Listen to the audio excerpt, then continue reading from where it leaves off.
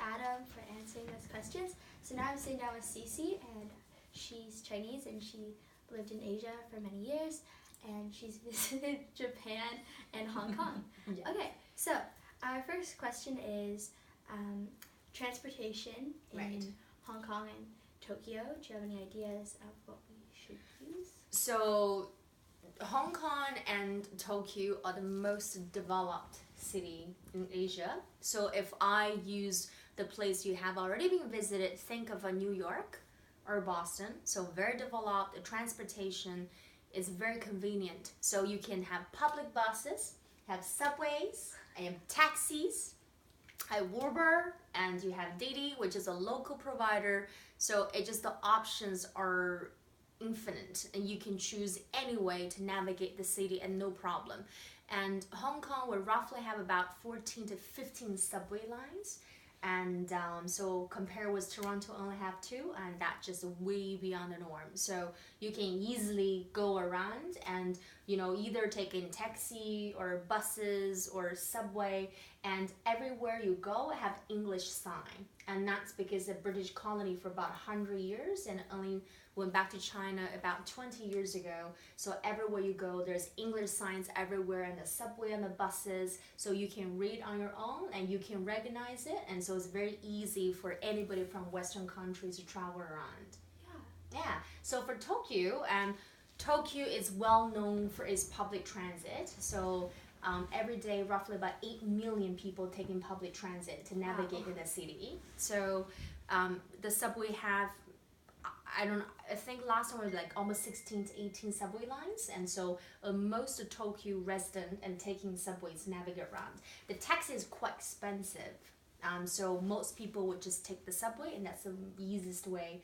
And one thing about Tokyo is all the Japanese kids, almost all of them, are growing up independently. So when you're on the subway, you often see a little kid, like 6 or 7, go to school on their own, and that's very common. So I think this is such a good opportunity for you to see how other kids are growing up in different parts of the world. And because they are the most developed, one of the most developed city in Asia, and Asia in general is much more developed. So when you go there, you will see, and that's really the future of this planet, and that everything is, economy is booming, and the people are living very comfort life. And so just as if you left here, you went to Toronto, and you couldn't really see, oh, this is China, this is Toronto. There's no significant differences, and in a lot of parts even more developed than here. Oh, yeah. Okay. Do you have any ideas about currency in Hong Kong and Tokyo? So Hong Kong after return to China, and their currency just dropped its value a little bit. So you're looking at 1 Canadian dollars and roughly equals to 6 Hong Kong dollars. So 6 Hong Kong dollars probably can buy you a bottle of water. All right. So but still cheaper than Canada. But Tokyo, it's very expensive. So you literally will double how much you spend in Canada to get what you want in Tokyo. So let's say here you spend about $10, you get a sandwich, right? So, and in Tokyo, you probably spend $20 if you dine in a restaurant or up. So most convenient thing for you guys to do as a student, you can go to the local convenience stores. You got the rice wraps. So the rice and the wrapped with seaweed and a little bit stuffing inside, and those roughly cost about $5 to $6 for a little piece as a snack.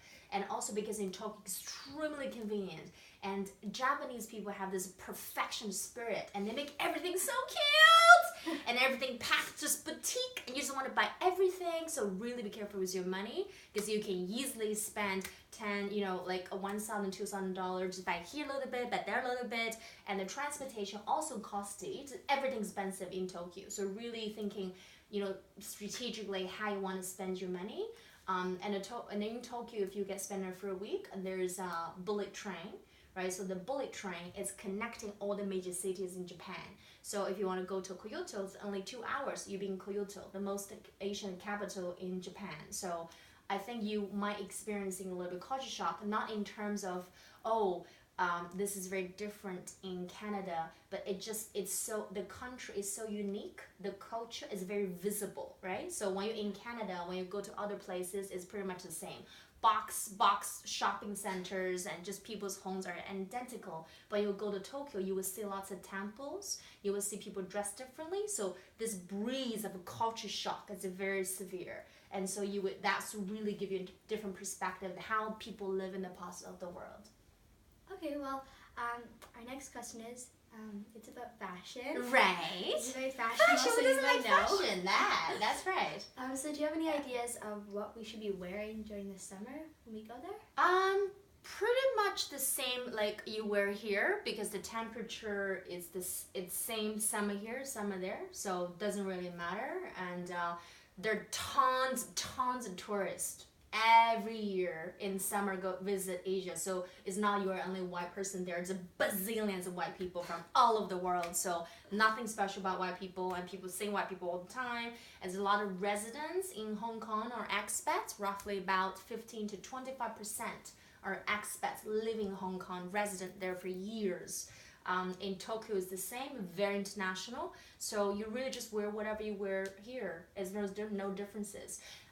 While in Tokyo, I think a very good experience will be try the kimono. So kimono is this Japanese traditional dress, and you can get it from flea market and probably under 50 Canadian dollars. I think that, and it will be worth experience to check it out.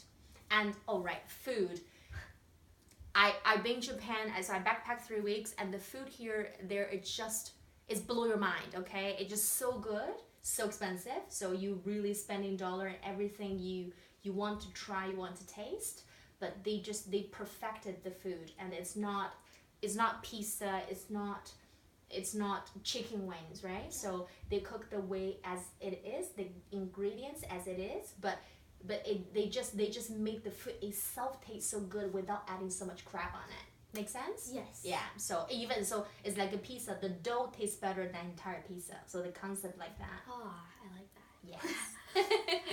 Well, our next question is about food. Yes. So do you have any ideas of some food we should be trying when we're in Hong Kong and Tokyo? So Hong Kong as a coast city originally, so the food is developed based on seafood. So when you cook seafood, you don't add a lot of seasonings.